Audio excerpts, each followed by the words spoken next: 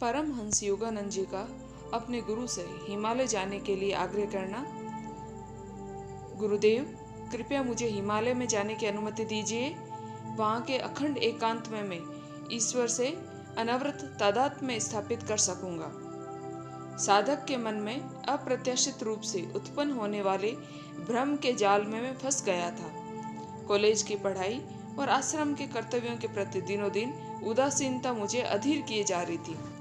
मैंने ये प्रस्ताव तब रखा था जब श्री युक्तेश्वर जी के साथ रहते मुझे केवल 6 महीने ही हुए थे। हिमालय में कई लोग रहते हैं, उन्हें कोई ईश्वरानुभूति नहीं है। जड़ पर्वत की अपेक्षा किसी आत्मज्ञान से ज्ञान प्राप्त करना अच्छा है। गुरुदेव के इस संकेत की गुरु पर्वत नहीं है, बल्कि वे स्वयं है। उपेक्षा कर पुनः प्रार्थना दोहराई। श्री युक्तेश्वर जी ने उत्तर नहीं दिया। मैंने उनके मौन को स्वीकृति मान लिया। उस दिन मैं यात्रा की तैयारी में जुट गया। एक कंबल में कुछ सामान को बांध लिया। समय पर मुझे गठरी के सहसा याद आ गई, जिसे मैंने कुछ वर्ष पहले अपनी अटारी की खिड़की से नीचे फेंका था।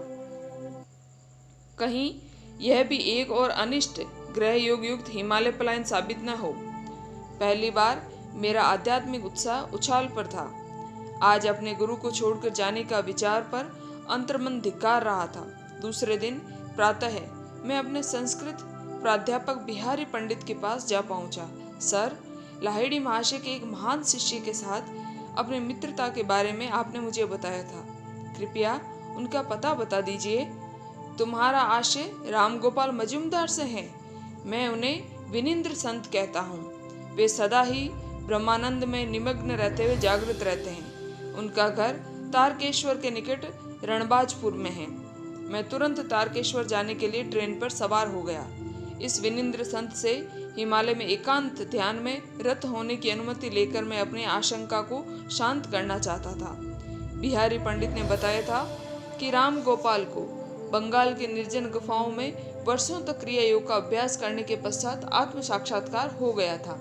तारकेश्वर में मैं वहां के सुविख्यात मंदिर की ओर चल पड़ा। हिंदू लोगों के मन में इस मंदिर के प्रति नितांत श्रद्धा भाव है। तारकेश्वर में रोग निवारण के असंख्य चमत्कार घटित हुए हैं, जिसमें से एक मेरे परिवार के एक सदस्य के साथ भी हुआ था। मैं मंदिर में पूरे 1 सप्ताह तक बैठी रही। मेरी सबसे बड़ी चाची ने बताया था, पूर्ण उपवास करते हुए मैं तुम्हारे शारदा चाचा के जीर्ण रोग से मुक्ति के लिए प्रार्थना करती रही। 7वें दिन मेरी अंजलि में अपने आप एक बूटी प्रकट हो गई। मैंने उसका काढ़ा तैयार किया और तुम्हारे चाचा को पिला दिया। उनका रोग तत्क्षण गायब हो गया था। मैंने तारकेश्वर के पवित्र मंदिर में प्रवेश किया। उस दिन मंदिर में एक गोल पत्थर के अतिरिक्त और कुछ नहीं है। उसकी अनादि और अनंत परिधि अनंत ब्रह्मा का उचित प्रतीक है। मनः स्थिति इतनी वैराग्यपूर्ण थी कि पत्थर के आगे नतमस्तक होने की इच्छा नहीं हुई, क्योंकि ईश्वर को अपने आत्मा में ही ढूंढा जाना चाहिए। मैं वहां प्रणाम किए बिना ही मंदिर से बाहर आ गया और रणबाजपुर की ओर चल पड़ा। रास्ते में एक व्यक्ति से मैंने रणबाजपुर का रास्ता पूछा। आगे एक चौराहा आएगा, वहां से दाहिने मुड़ जाओ और चले जाओ। मैं नहर के किनारे किनारे चलता गया। अंधेरा हो गया। चांद का प्रकाश इतना मंद था कि रास्ता दिखाई देना कठिन था। 2 घंटे तक ठोकरें खाता रहा। मेरे जोर जोर से पुकारने पर आखिर एक किसान मेरे पास आ गया। मैं राम गोपाल बाबू की खोज में हूँ। इस नाम का कोई व्यक्ति हमारे गांव में नहीं रहता, उस आदमी ने कटु स्वर में कहा। मैंने हृदय स्पर्शी ढंग से अपनी सुनाई। वह मुझे घर ले गया और मेरी अच्छी आव भगत की। रणबाजपुर में यहाँ से काफी दूर है। उसने कहा, चौराहे पर तुम्हें बाएं मुड़ना चाहिए था, दाहिने नहीं। मैं सोचने लगा, वह पहला आदमी अनभिज्ञ पथिकों के लिए एक निश्चित अभिशाप था। स्वादिष्ट भोजन के बाद एक छोटी सी झोपड़ी में मैं सोने चला गया। उस रात नींद आने का तो प्रश्न ही नहीं था। मैं एकांतवासी योगी राम गोपाल के पास पहुंच जाने के लिए गहरी प्रार्थना करता रहा। जैसे ही मेरी झोपड़ी के छिद्रों से उषा की पहली किरण अंदर आई, मैं रणबाजपुर के लिए निकल पड़ा। यदा कदा मिल जाने वाले कोई किसान पूछने पर एक ही उत्तर देता कि रणबाजपुर बस 1 कोस दूर है। 6 घंटे में सूर्य ने अपनी यात्रा तय कर ली। मुझे लगने लगा कि मैं रणबाजपुर से सदा के लिए 1 कोस दूर ही रहूंगा। दोपहर की आधी ढल गई, तब भी मेरा विश्व अंतहीन धान के खेतों में ही सिमट कर रह गया था। आकाश से हो रही अग्निवर्षा से बचने का कोई उपाय नहीं था। उसकी दाहकता ने मुझे लगभग चक्कर खाकर गिर पड़ने की अवस्था में पहुंचा दिया था। मैंने एक आदमी को अपने पास आते देखा। अब मुझे उससे फिर वही प्रश्न पूछने का साहस नहीं हो रहा था। वह मेरे पास आकर रुक गया। नाटे कद और दुबले पतले शरीर का आदमी अपनी तेजस्वी आंखों के अतिरिक्त पूर्णतः अप्रभावशाली था। मैं रणबाजपुर में जाने वाला था, परंतु तुम्हारा उद्देश्य अच्छा था, इसलिए मैंने तुम्हारी प्रतीक्षा की। तुम बिना सूचित किए मुझ पर झपट पड़ने की चतुराई दिखाना चाहते थे ना। उस प्राध्यापक बिहारी को यह अधिकार नहीं था कि वह तुम्हें मेरा पता दे दे। मैं अवाक खड़ा रहा। अचानक उसने अगला प्रश्न किया, अच्छा बताओ तो, तुम्हारे विचार में भगवान कहाँ है? वह मेरे भीतर और सर्वत्र है, सर्वव्यापी है। हाँ, वे हंसे। तब क्यों तुमने कल तारकेश्वर मंदिर में प्रस्तर प्रतीक में विद्यमान ब्रह्मा के आगे सिर नहीं झुकाया? तुम्हारे अभिमान के कारण ही तुम्हें उस पथिक द्वारा, जिसने दाहिने बाएं के सूक्ष्म भेदों की चिंता ही नहीं की, गलत दिशा निर्देश दिए जाने का दंड मिला। आज भी तुम्हें काफी मुसीबतें झेलनी पड़ी है। मैं विस्मय विभोर था और अति सामान्य दिखने वाले उस शरीर में सर्वव्यापी दृष्टि छिपी हुई थी। उनकी बात से मैं पूर्णतः सहमत हुआ। योगी से एक व्यथा निवारक शक्ति निसृत हो रही थी। मैं उस दाहक खेत में भी तत्क्षण ताजगी अनुभव करने लगा।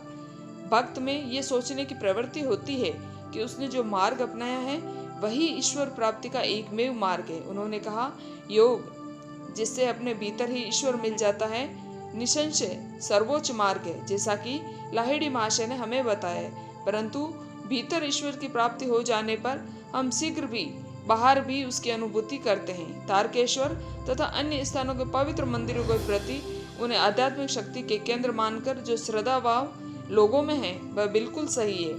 उन्होंने मेरा कंधा थपथपाया।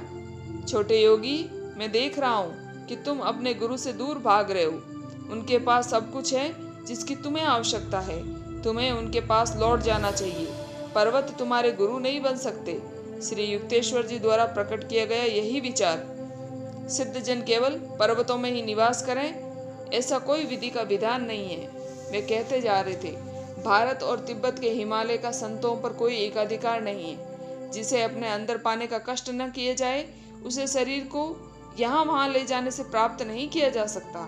जैसे ही साधक आध्यात्मिक ज्ञान लाभ के लिए विश्व के अंतिम छोर तक भी जाने को तैयार हो जाता है, उसका गुरु उसके पास ही प्रकट हो जाता है।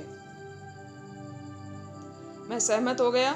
मुझे काशी के आश्रम में अपनी प्रार्थना का स्मरण हो आया, जिसके बाद एक गली में श्री युक्तेश्वर जी से भेंट हुई थी। क्या तुम एक छोटे से कमरे की अपने लिए व्यवस्था कर सकते हो, जिसका दरवाजा बंद कर तुम अंदर एकांत में रह सको? जी हाँ, तो वही तुम्हारी गुफा है। योगीराज ने ज्ञान जगा देने वाली एक ऐसी दृष्टि मुझ पर डाली कि मैं उसे आज तक नहीं भूल पाया। वही तुम्हारा पावन पर्वत है, वही तुम्हें ईश्वर की प्राप्ति होगी।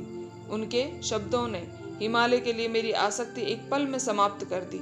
मैं पर्वतों और अनंत बर्फ के स्वप्न से जाग गया। तुम्हारे ईश्वर लालसा प्रशंसनीय है। मैं तुम्हारे प्रति तीव्र प्रेम अनुभव कर रहा हूँ। राम गोपाल बाबू ने मेरा हाथ पकड़ा और बस्ती में मुझे ले गए। अपनी छोटी सी कुटी में संत महाराज ने मुझे एक बांस के मचान पर बैठाया। उन्होंने नींबू का शरबत और मिश्री का एक टुकड़ा दिया। तत्पश्चात हम उनके आंगन में गए और पद्मासन लगाकर ध्यानस्थ हो गए। ध्यान में 4 घंटे बीत गए। मैंने आंखें खोलकर देखा, चंद्रमा के प्रकाश में योगीराज की मूर्ति निश्चल बैठी थी। मैं अपने पेट को दृढ़ता पूर्वक याद दिला रहा था कि मनुष्य केवल अन्न से ही जीवित नहीं रहता। तभी राम गोपाल अपने आसन से उठ गए। तुम्हें बहुत जोर से भूख लगी है, उन्होंने कहा। भोजन अभी तैयार हो जाएगा। आंगन में ही उन्होंने मिट्टी के चूल्हे में आग जलाई। थोड़ी देर में हम केले के पत्तों पर चावल और दाल खा रहे थे। उन्होंने खाना बनाने में मेरी कोई सहायता स्वीकार नहीं की।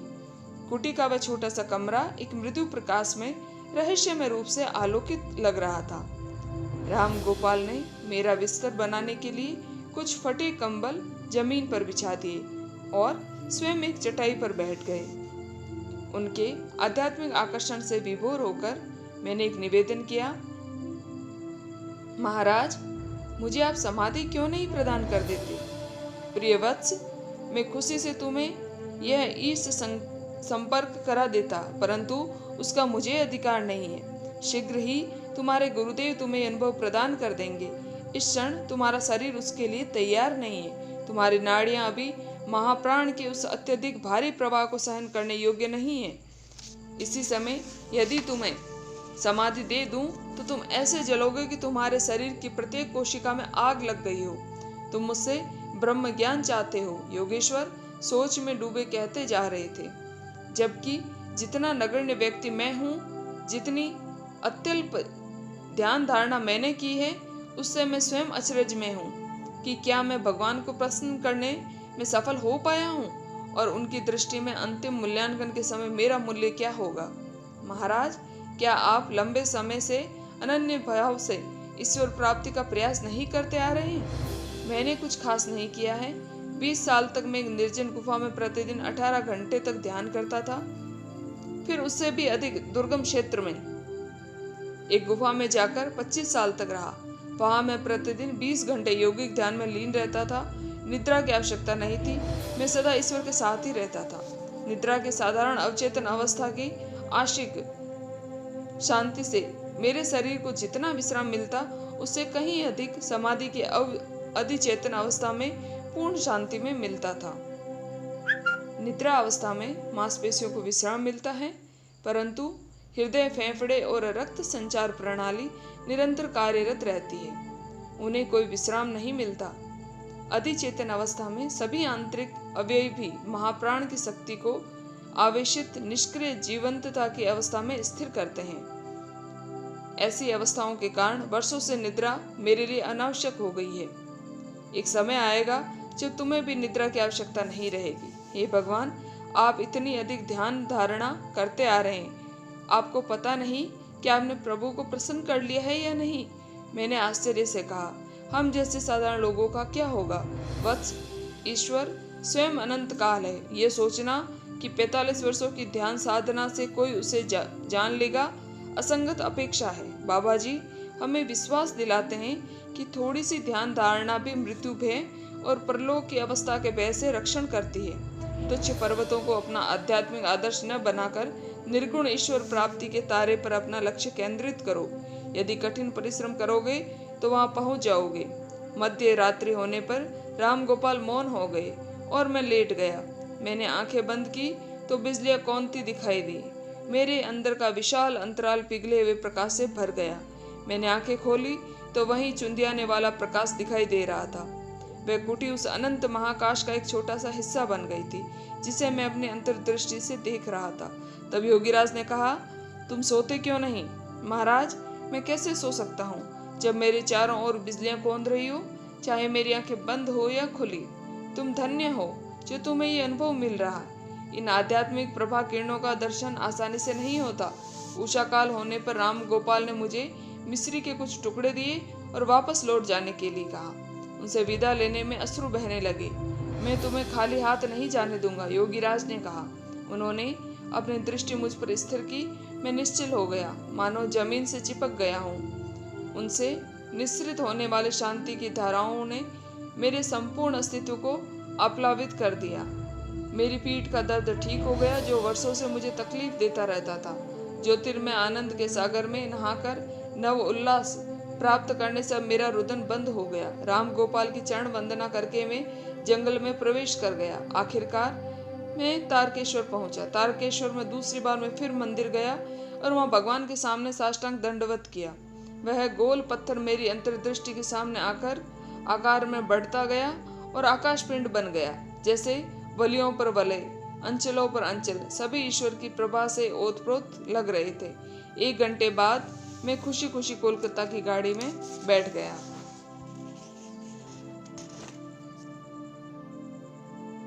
मैं आ गया हूँ गुरुजी। मेरा लज्जित चेहरा मेरे मनोभावों को अधिक स्पष्टता से व्यक्त कर रहा था। चलो रसोई घर में खाने के लिए कुछ देखते हैं। श्री युक्तेश्वर जी का बर्ताव सहज था। गुरुदेव, मेरे कर्तव्यों को छोड़कर चले जाने से आपको अवश्य निराशा हुई होगी। मुझे तो लग रहा था आप मुझ पर क्रोधित होंगे। नहीं, बिल्कुल नहीं। क्रोध केवल इच्छा के अवरोध से उत्पन्न होता है। मैं कभी दूसरों से कोई अपेक्षा नहीं रखता, इसलिए उनका कोई भी कार्य मेरी इच्छाओं के विपरीत नहीं हो सकता। मैं अपने किसी स्वार्थ के लिए तुम्हारा उपयोग कभी नहीं करता। मैं तो केवल तुम्हारे सच्चे सुख में ही खुश हूँ। गुरुदेव, दिव्य प्रेम के बारे में मैंने केवल सुना ही था, कुछ धुंधली सी कल्पना कर सकता था, परंतु आज आपके देवता स्वरूप उदाहरण में अपना प्रत्यक्ष दर्शन कर रहा हूँ। संसार में पुत्र यदि पिता को सूचना दिए बिना छोड़कर चला जाता है तो पिता आसानी से उसे क्षमा नहीं करता, परंतु आप में जरा सी नाराजगी नहीं है, जबकि काम अधूरे छोड़े जाने से आपको असुविधा हुई होगी। हम दोनों ने एक दूसरे की आंखों में देखा। दोनों के नेत्रों में अश्रु भराए थे। आनंद की एक लहर ने मुझे निमग्न कर दिया। मुझे बोध रहा कि मेरे गुरु के रूप में साक्षात भगवान मेरे हृदय में प्रेम की सीमित उत्कंठाओं को विराट प्रेम में विस्तारित कर रहे थे। एक दिन सुबह मैं गुरुदेव की बैठक कक्ष में गया। वहां ध्यान करने का विचार था, परंतु मेरा अवज्ञाकारी मन इस उद्देश्य में सहयोग के लिए तैयार नहीं था। विचार ऐसे बिखर रहे थे। मुकुंद, एक बालकनी से श्री युक्तेश्वर जी की आवाज आई। मेरे विचार जितने विद्रोही थे उतना ही विद्रोही मैं भी बन गया। गुरुदेव सदा ध्यान करने को कहते हैं। मैं बड़बड़ाया। उन्हें मालूम है कि मैं यहाँ किस लिए आया हूँ। उन्हें बाधा नहीं डालनी चाहिए। उन्होंने फिर मुझे बुलाया। मैं चुप ही बैठा रहा। तीसरी बार जब उन्होंने फिर पुकारा तो उनके स्वर में कठोरता आ गई थी। मैं ध्यान कर रहा हूँ गुरुजी, मैं विरोध में चिल्लाया। मैं जानता हूँ तुम कैसा ध्यान कर रहे हो, मेरे गुरु ने उधर से कहा। आंधी में उड़े पत्तों के समान मन में यहाँ मेरे पास आओ।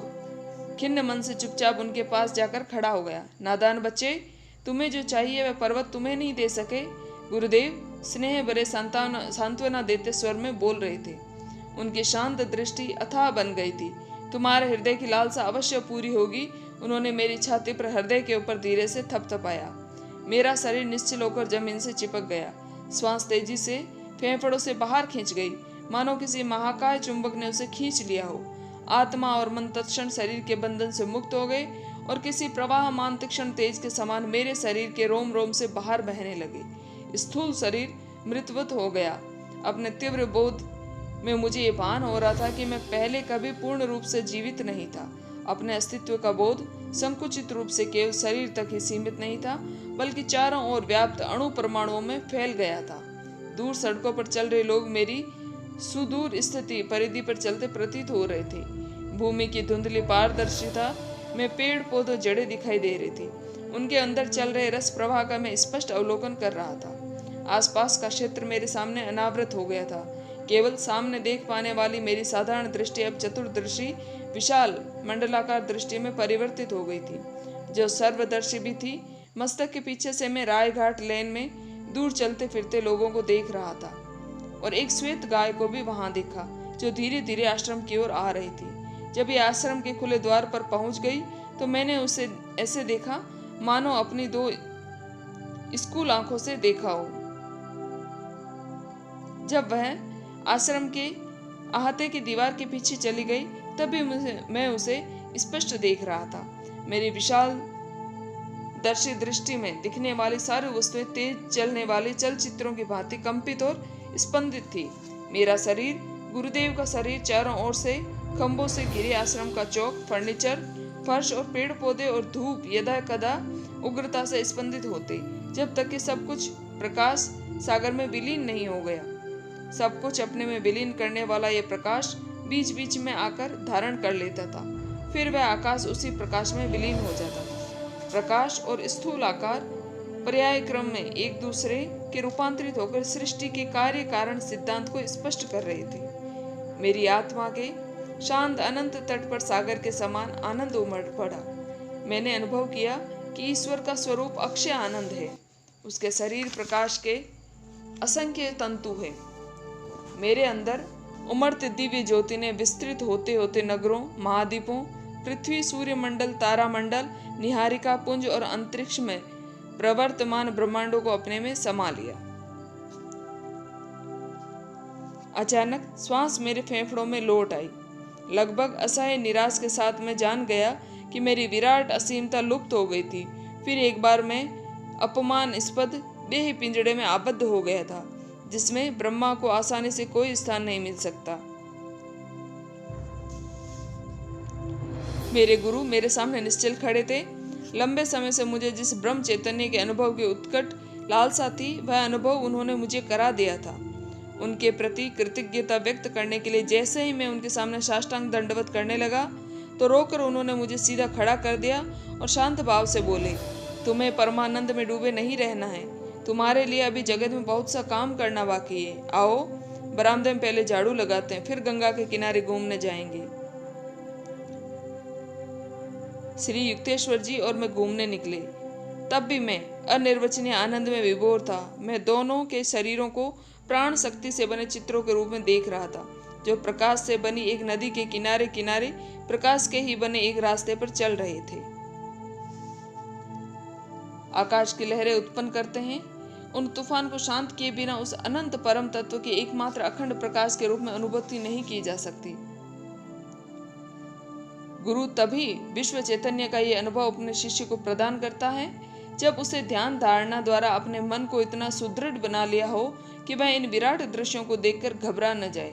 केवल बौद्धिक इच्छा या खुले दिमाग का होना ही इसके लिए पर्याप्त नहीं है। योग साधना और भक्ति द्वारा एवं चेतना की समुचित रूप से उन्नति द्वारा ही साधक सर्वव्यापकता की मुक्तिदायी आघात को सहन करने के लिए योग्य बनता है। श्री युक्तेश्वर जी ने मुझे ये दिव्य आनंदपूर्ण अनुभव अपने इच्छा अनुसार जब चाहे प्राप्त करने और जिनकी अंतर्ज्ञान प्रणाली विकसित हो गई हो ऐसे लोगों को इसे प्रदान करने का तरीका सिखाया। कई महीनों तक मैं परम आनंद एकात्मता की अवस्था में तल्लीन रहा और प्रतिदिन यह बात समझ में आती रही कि उपनिषदों में ईश्वर को रस स्वरूप रसे वे सह क्यों कहा गया है। परंतु एक दिन सुबह में एक समस्या लेकर गुरुदेव के पास आ गया। मैं जानना चाहता हूँ गुरुदेव, मुझे ईश्वर प्राप्ति कब होगी? तुम्हें ईश्वर प्राप्ति हो चुकी है। जी नहीं गुरुदेव, मुझे तो ऐसा नहीं लगता। मेरे गुरु मुस्कुरा रहे थे। मुझे विश्वास है कि तुम सृष्टि के किसी जीवाणु रहित साफ सुथरे कोने में सिंहासन पर विराजमान किसी पूजनीय व्यक्ति को ईश्वर नहीं मान रहे हो। तुम्हारी कल्पना है कि चमत्कारी शक्तियों का किसी के पास होना ही प्रमाण है कि उसने ईश्वर को प्राप्त कर लिया है। नहीं, ऐसा नहीं है। किसी को पूरे ब्रह्मांड को नियंत्रित करने की शक्ति तो मिल सकती है, परंतु फिर भी वह ईश्वर उसकी पहुंच से दूर रह सकता है। आध्यात्मिक उन्नति को बाह्य शक्तियों के प्रदर्शन से नहीं मापा जा सकता, बल्कि उनका मापदंड केवल यह है कि ध्यान में वह आनंद की कितनी गहराई में उतरता है। नित्य नवीन आनंद ही ईश्वर है, वह अक्ष है। वर्षों तक जैसे जैसे तुम ध्यान करते जाओगे वैसे वैसे वह अनंत युक्तियों से तुम्हें मोहित करता रहेगा। तुम्हारे जैसे भक्त जिन्हें ईश्वर का मार्ग मिल जाता है, स्वप्न में भी ईश्वर के स्थान पर दूसरे किसी सुख की कल्पना नहीं कर सकते। ईश्वर तुलना या प्रतिस्पर्धा से ही परे बेजोड़ विमोहक है। यह लौकिक सुखों से हम कितनी जल्दी ऊब जाते हैं। भौतिक सुखों की कामनाओं का अंत नहीं है। मनुष्य कभी पूर्ण तृप्त नहीं होता और एक के बाद दूसरे लक्ष्य के पीछे दौड़ता ही रहता है। सुख के लिए वह जिस कुछ और की खोज करता रहता है वह कुछ और ईश्वर ही है। केवल वही शाश्वत आनंद प्रदान कर सकता है। बाह्य इच्छाएं हमें अभ्यंतर के स्वर्ग से बाहर खींच लाती है। वे मिथ्या आनंद देती है जो आत्मिक आनंद का छद्म आभास मात्र है। खोया हुआ आंतरिक स्वर्ग दिव्य ध्यान के द्वारा शीघ्र ही पुनः प्राप्त किया जा सकता है। ईश्वर अकल्पित नित्य न्यूनता है, अतः हम कभी उनसे ऊब नहीं सकते। जो परमानंद अनंत काल तक सदा के लिए आह्लाद विविधताओं से भरा हो, उससे क्या कभी किसी का मन भर सकता है? मेरी समझ में आ गया कि गुरुदेव की संतों ने ईश्वर को अगाध क्यों कहा है। अमर जीवन भी ईश्वर को समझने के लिए पर्याप्त नहीं है। यह सच है, किंतु वह निकट संबंधी प्रियजन भी है। जब क्रिया योग द्वारा मन इंद्रियजन्य विकारों से रहित हो जाता है, तब ध्यान ईश्वर का प्रमाण प्रस्तुत कर देता है। नित्य नवीन आनंद उसके अस्तित्व का प्रमाण है, जो हमारे प्रत्येक अणु को भी उसकी प्रतीति करा देता है। गुरुजी, आपने हमारे प्रत्येक समस्या का निराकरण कर दिया। मैं जान गया हूँ कि मैंने ईश्वर को पा लिया है, क्योंकि जब भी कार्यशीलता के बीच ध्यान का आनंद सुप्त मन में लौट आता है, तब प्रत्येक कार्य में, यहाँ तक कि उससे संबंधित छोटी से छोटी बात में भी सही दिशा अपनाने को सूक्ष्म मार्गदर्शन मिलता रहता है। केवल ईश्वर ही अचूक मार्गदर्शन देता है। आखिर वह नहीं तो और कौन सृष्टि का भार वहन कर रहा है?